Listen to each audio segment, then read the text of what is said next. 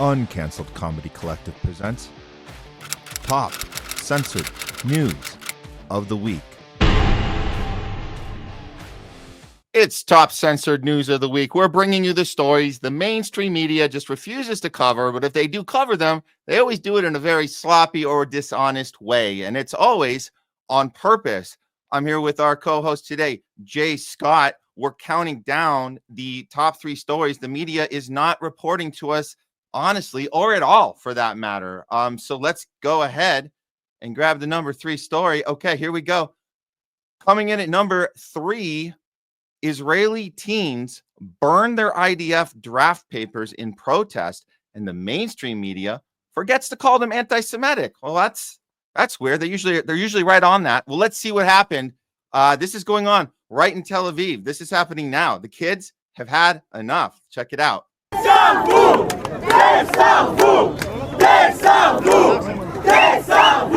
In one sentence, why should people refuse to serve in the Israeli army?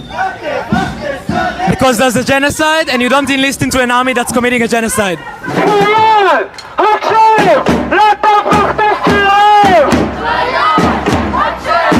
In one sentence, why should people refuse to serve in the Israeli army? The IDF is continuing to behave the same way it's behaved since Israel's founding, which is furthering horrible death and violence and a circle of blood for everyone.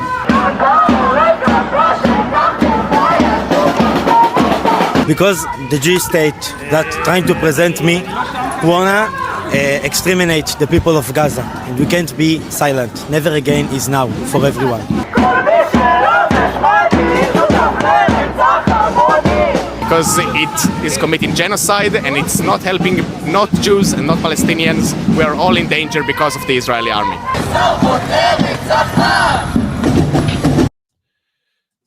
Jay, is this groundbreaking to see this happen, to see this amount of pushback happening right there on the ground? Have we seen anything like this before?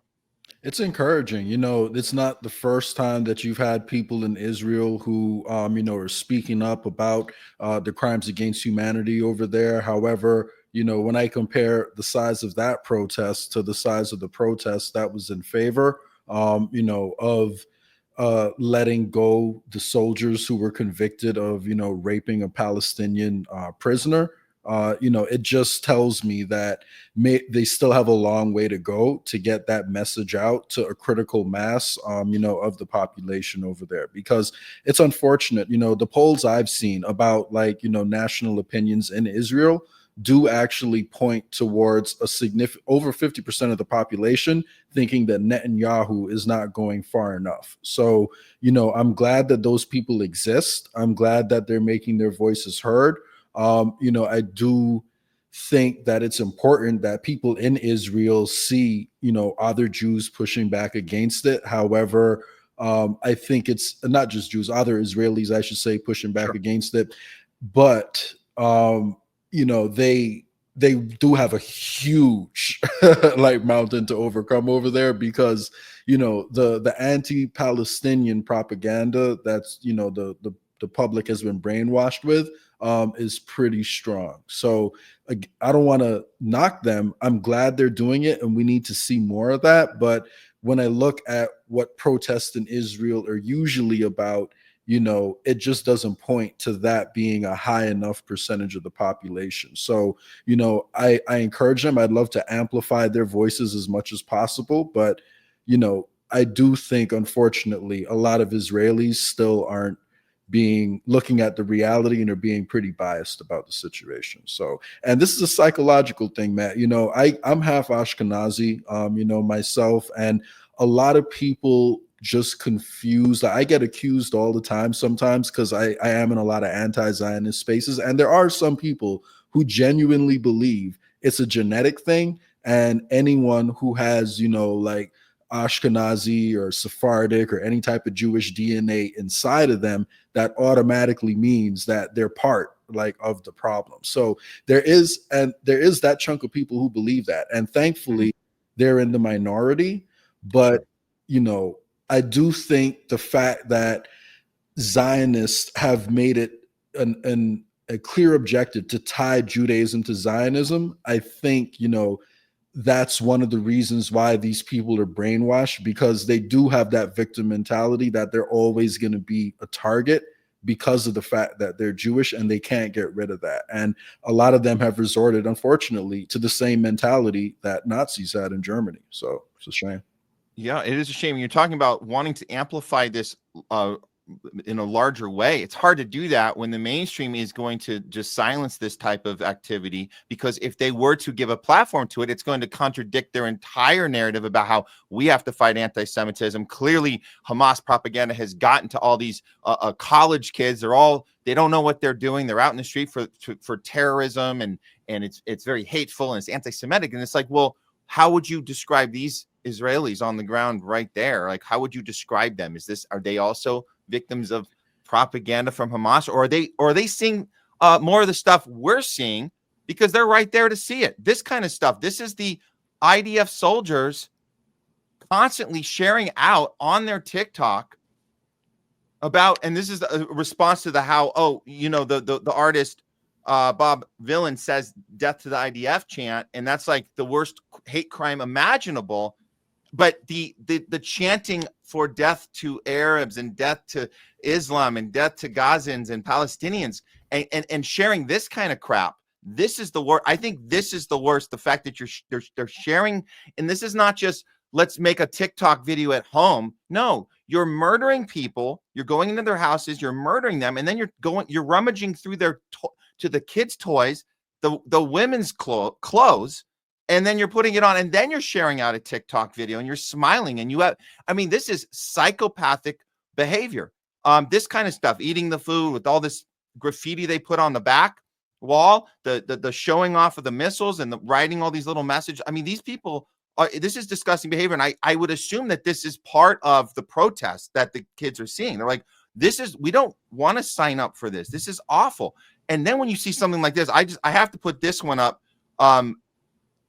Jay, this is when they send Destiny out there to talk to the IDF soldiers and tell them, hey guys, it's totally cool that you commit your war crimes and your crimes against humanity as you're committing genocide. Just stop being so vocal about it, because you're getting people really upset. This is literally this is the advice he's giving them. Israel has unique issues. Here's the one piece of advice I'll give you, okay? If you're joining the IDF, okay? Leave your fucking cell phone at home and stop taking stupid fucking videos, okay? Because everybody's fucking you with them, okay? And if you see a soldier, okay, going through a fucking drawer, and listen, if you want to fucking wear a dress and you think it's funny, just don't fucking take a fucking video picture of it, okay? Jesus. Okay, yeah. You know what that tells me?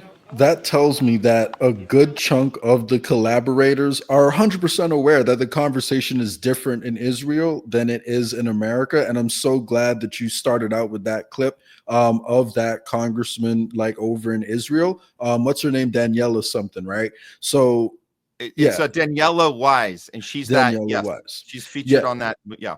I'm so glad you started out with that, because that mentality, unfortunately, is not an uncommon mentality.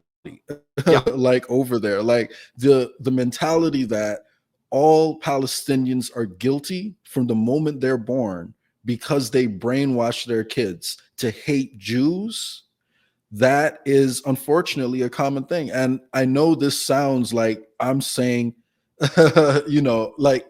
it's crazy, because they're the ones who accuse Palestinians of training their kids, like to be extremists. However, all the evidence points towards them actually teaching the kids early on. And it's like, the whole difference in the perspective is that the Palestinians are the ones who are being kicked out of their homes, who are being genocided, who are being slaughtered, and they're pushing back against a government that's doing that to them. They're not pushing back against an ethnicity of people or a religion of people. They're pushing back against conquerors, like trying to steal their land. So it's like the whole framing of it, like it's wild. And again, I just want people to really go look up that story.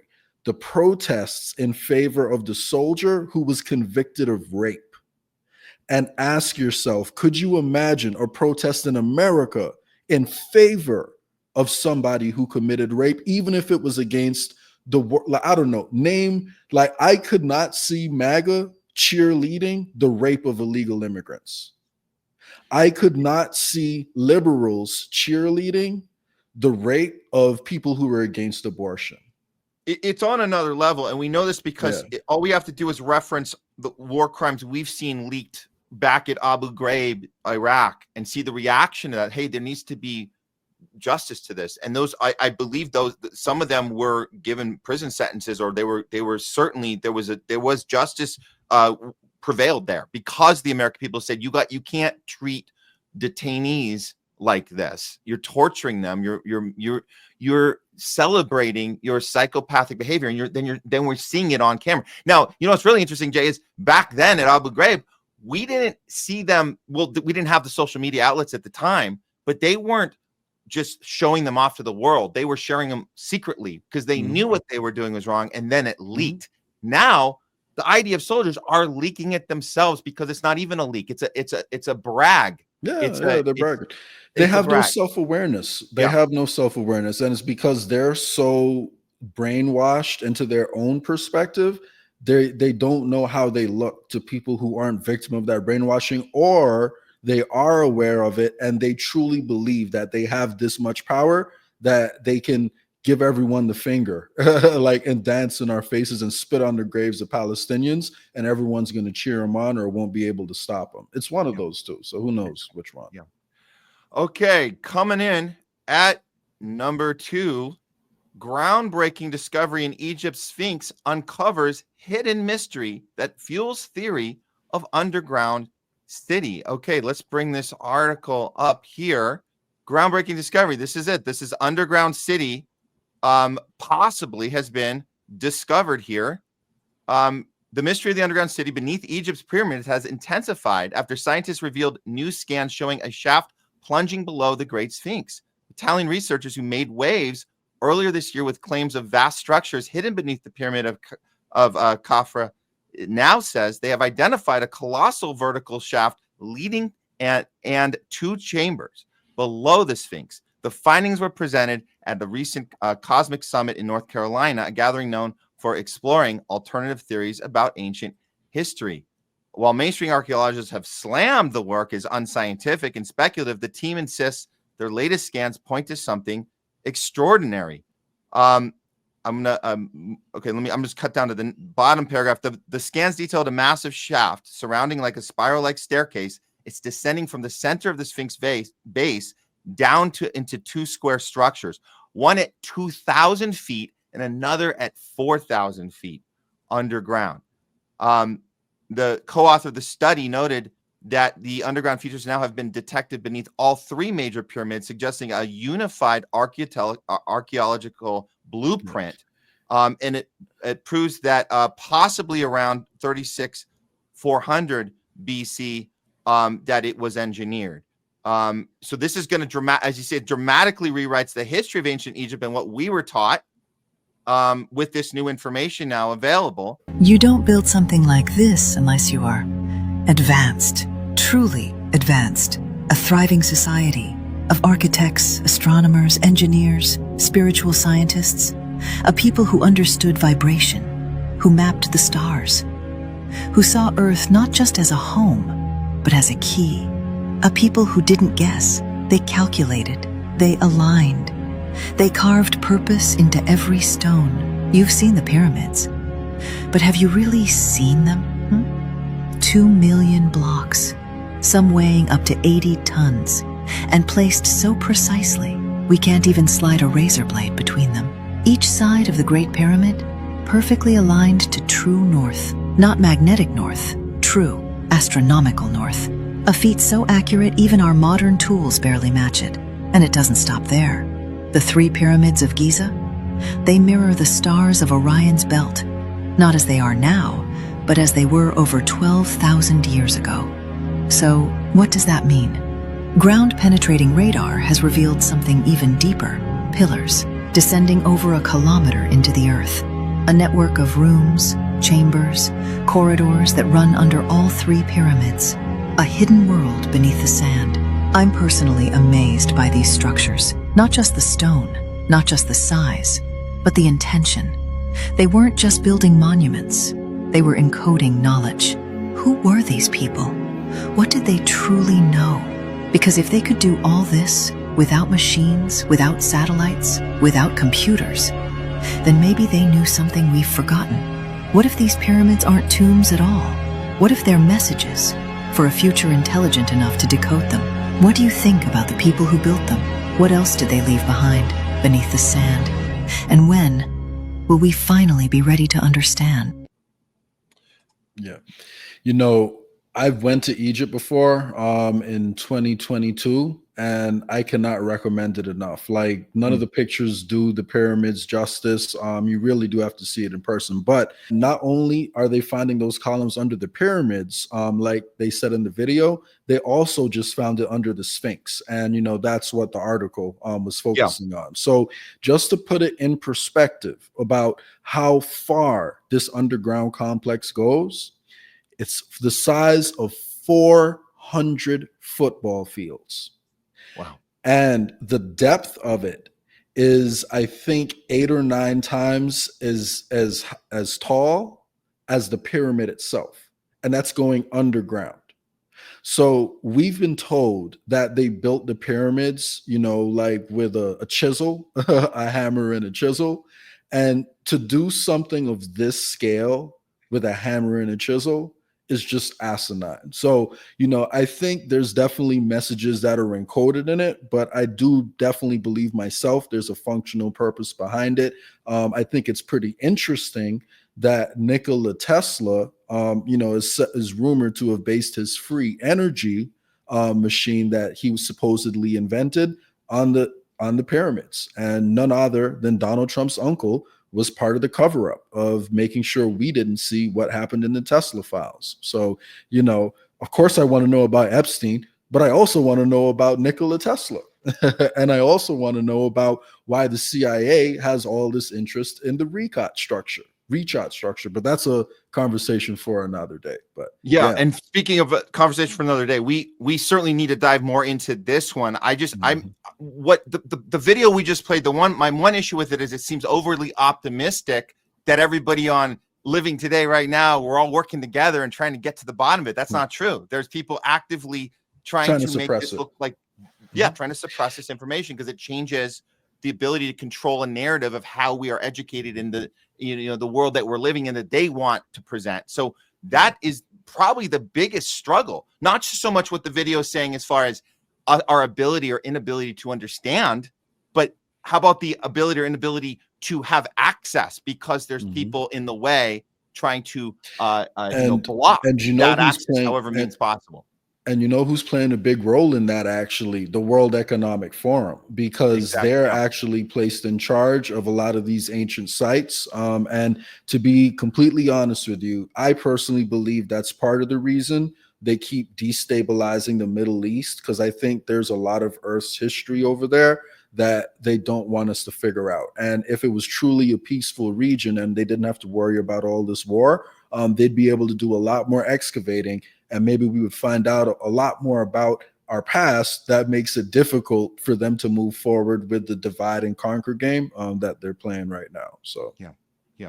Okay, well, let's quickly get to number one here, because this is the one, you know, we don't want to although we might have buried the lead on the first story, but this is the one. Of course, we're not going to get the accurate take, but if you guys haven't heard yet, Israel strikes the Syrian Ministry of Defense in Damascus, and of course, Rubio is now calling it a misunderstanding. There's a lot of deflection and trying to spin this story, but this is the actual bombing that took place yesterday. Here's a shot of it live. That was you know, the camera was set as it was happening. This was, there was a lot of maneuvering on Western outlets trying to figure out how to spin this, because as we know, you know, Syria has basically aligned with, because Israel has already gone in and dictated this new setup that Trump has gone right along with, putting the ex most wanted Al-Qaeda head of Al-Qaeda in charge. And now you got this remaneuvering happening. And we have our Marco Rubio sitting right next to Trump, calling this a mistake. I mean, if you guys are watching that, there's nothing of a mistake about an intentional bombing, but he literally says this, and nobody stops him from saying. Nobody says you're lying to us right now. Here's the clip. Complicated, obviously. These are historic, long-time rivalries between different groups in the southwest of Syria, Bedouins, the Druze community, and it led to an unfortunate situation and a misunderstanding, it looks like, between the Israeli side and the Syrian side. So we've been engaged with them all morning long and all night long with both sides, and we think we're on our way towards a real de-escalation and then hopefully get back on track in helping Syria build a country and arriving at a situation there in the Middle East is far more stable. So in the next few hours, we hope to see some real progress to end what you've been seeing over the last couple hours. The reason they're trying to separate themselves from it is because they know if it's clear that America is backing Israel's actions, then the Syrians have more incentive to align with Iran. And the last thing America wants to do is to push Syrians on the ground, into Iran. But I stand by my belief that Israel does nothing without Donald Trump's approval. So, I put everything on him that Israel is doing. Just my opinion. It's a fair opinion. I happen to think I guess we're talking about the wag the dog, who's actually wagging who, but I do think that there's something to be said about Netanyahu can pretty much do whatever he wants. And then it seems that then Trump is he's always second to second it. So I see that pattern. So I'm still looking at that it's Israel that can, be that junkyard dog that goes out and does whatever they want. And then we have to kind of reel him in. And then Trump has to double down and pretend that he was on board the whole time. That's kind of my take. But I think they're both honest critiques. But either way you look at it, we know that we have a Western media machine that is their intention and their job is to protect any sort of suspicion that we're up to no good and we have this greater Israel plan, which has been the plan the whole time. Thank you. And that's what they didn't mention. And that's what they never mentioned, the Greater Israel Project. That's another example of how the conversation is different on the ground over there than it is over here, because they talk about it all the time over there. That's the dream of a large chunk of that population. So if you want to know what's going on in Syria, just look at this map. Yep. There it is. That explains it. And we have to finance all that, by the way, Matt. So I hope, you're excited about your tax dollars going towards this colonial project that isn't going to benefit American citizens at all, because that's what we're paying for. Yep. All right. I think that should do it for Top Censored News of the Week. All this chaos going on, the media is going to keep punching down at us and making us think that there's nothing to see here. But fortunately, we're here to bring you Top Censored News of the Week.